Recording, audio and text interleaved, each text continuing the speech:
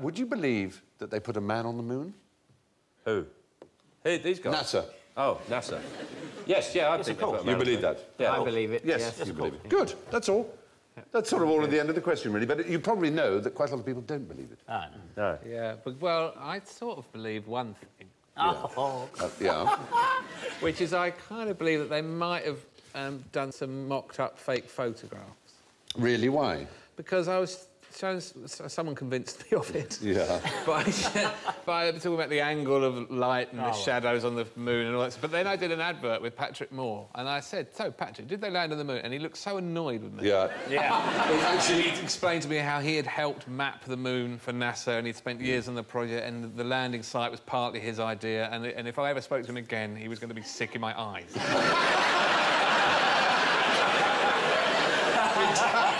They are rather tight. If you'd spoken to Buzz Aldrin, he might have punched you. I was going to say... Buzz Aldrin punched someone because he just got so tired of these conspiracy arses. I think it was a television documentary about... Well, there have been several, of course. You know, look at this photo. This couldn't possibly have been taken on the moon. This is obviously taken in a studio. You're getting me started now, because one gets very sort of strange about this. But there are a lot of conspiracies. 6% of Americans believe that man didn't land on the moon, but 25% of Britons believe that they didn't. So it's a quarter of our nation are not convinced, apparently. That's so depressing. Isn't it? It is. The flag, it's one of the things I read... the flag is another thing, yes. yes. The flag, and you yeah, think, but there it is. Well, obviously they've starched the flag because they wanted to get a good photograph of it. They've stiffened the flag. No, they haven't stiffened it. That's the point. The fact it's rumpled. There's no breath of wind out there, obviously, because you're in space, which is, as it were, a vacuum.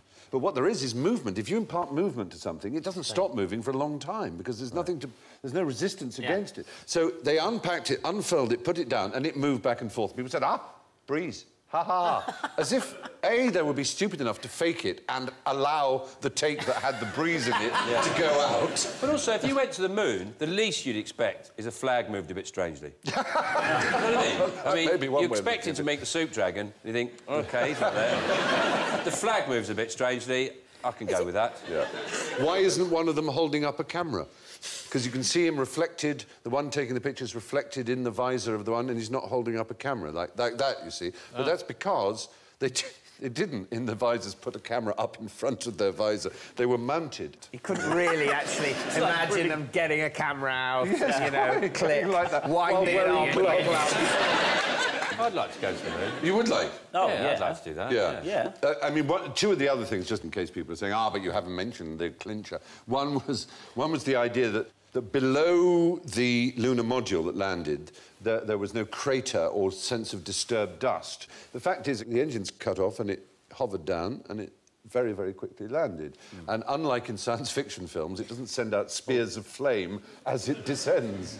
That just didn't happen. So, because it was designed by, you know, human brains and geniuses, and not a lot of people sitting tapping away at the internet who've got to go up to work in the morning. Yeah, who do you trust here? We are in trouble as a species if people refuse to believe in things that they couldn't actually do themselves. So true.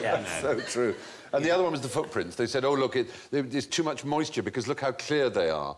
Only a sort of caked mud could do that, but actually you could do that with flour. The fact is, it's just very fine ground, and it makes... And there's, of course, it's a vacuum again. It coheres.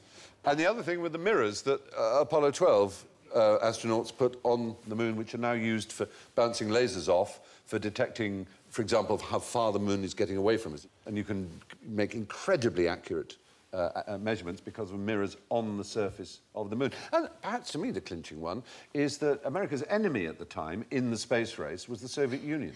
And not once did they make a suggestion that they thought America hadn't done it. They never said, no, we know this was hoax. Yeah. The fact is, for every ill-conceived argument that the moon landings were a hoax, there's a perfectly logical explanation to put our minds at rest. What colour, fingers on buzzers, what colour is the planet Mars? Yes, Joe. It's red. Oh, no! I knew that was going to happen. No, it may be called the red planet, but it isn't red. I'm afraid it's actually brown. Rusty brown. It's browny brown, really. No, it only appears red sometimes because of the dust in the atmosphere. In fact, its landscape is a very boring brown colour. Why are you going there? What's the point? You are just unbelievable. I see. Yes, I see. Right. I refuse to rise to the bait. All right. According to New Scientist, actually, the most recent pictures of Mars issued by NASA were tweaked by sort of, Photoshop. by using filters and Photoshop. Exactly. Britney Spears on it. In order to conform... They were tweaked in order to conform with our expectations of its redness. Nearly all the light in the world, of course, comes from our sun. In which month is the sun closest to the Earth? Oh, it must be July. No.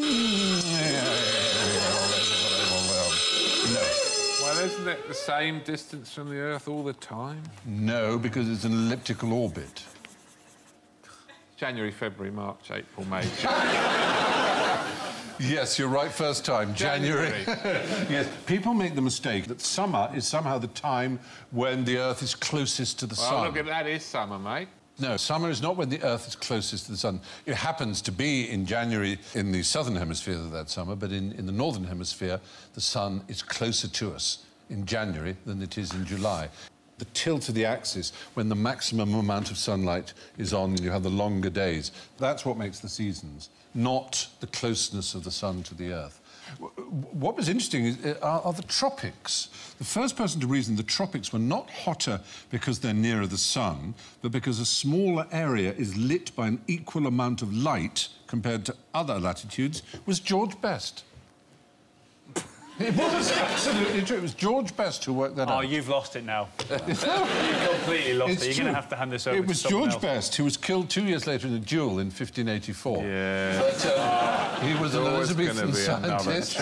But just for a second, didn't you think that the Northern Irish hero might have worked? Well, you come up with some interesting stuff when you drink that much. You do. You might have come up with that. It's a nice thought. You know what I reckon?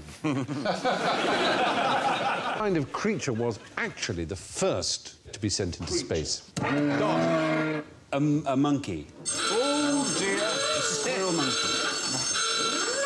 And what did you say? He said dog, I think he did say dog, didn't you, John? Yeah, said dog.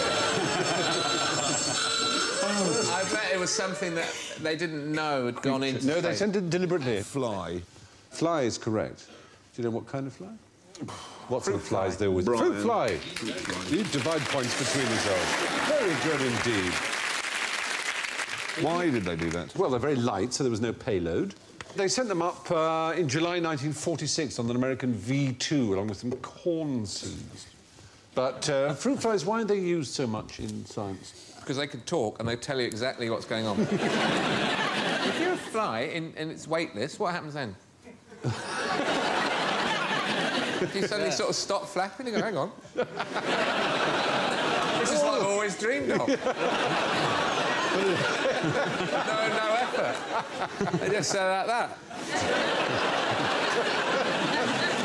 In space, when they go to do number 2, they do it in the wall.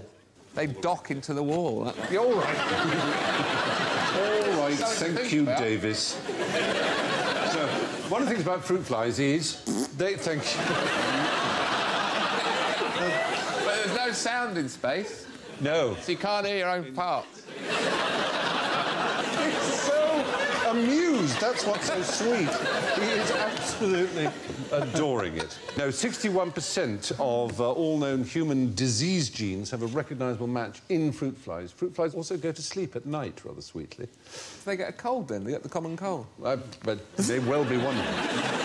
And the other thing is, every 2 weeks you've got a new generation, so any experimentation you do, you can observe very fast what happens. Yeah. Scientists who work with fruit flies give them jokey names, and I want you to tell me why they're called what they're called. There's a breed, a gene strain, called the Canambarbie fruit fly. Why is it called that? They've got no penises. Yes, they have no external genitalia, quite right. There's one called the Maggie. Why would that be called the Maggie? Handbag. Bit fascistic. Hates the unions, bit right-wing. No, because it suffers from arrested development, like Maggie in... The Simpsons? Yes, someone in the audience got that before you, they must award themselves a point. So there's the Maggie one. There's the cheap date, which is sensitive to ethanol intoxication. What does the moon smell like? Yes, Joe. Does it smell of Buzz Aldrin's underpants? It might. Did he crap himself there and bury some? Well, one of them obviously did, didn't they? Wouldn't Crap you? himself there and buried some. I did that as a child. I pooed in my pants and buried them in the garden. But when I went back to check on them a few weeks later, They'd gone. People have sold them. People advertise for dirty underpants in the backs of magazines. Not in The Spectator, they don't. All I can say. What's the moon smell of? Cheese. Oh, Joe, you are sweet. I thought that was hanging over us. It was hanging over us. No. Get some points back if you know how many humans have walked on the moon. 12. Absolutely. You both said it simultaneously and you both get 5 Difference points. is, I guessed. Well, you still get the points. Anyway, apparently it smells of gunpowder. Lots of moon dust came back in the module back to Earth, and it's that mixture of silicon and iron and magnesium and calcium that marks out Special K, amongst other things, I think, that is also present in moon dust. What's it taste of? Wensleydale.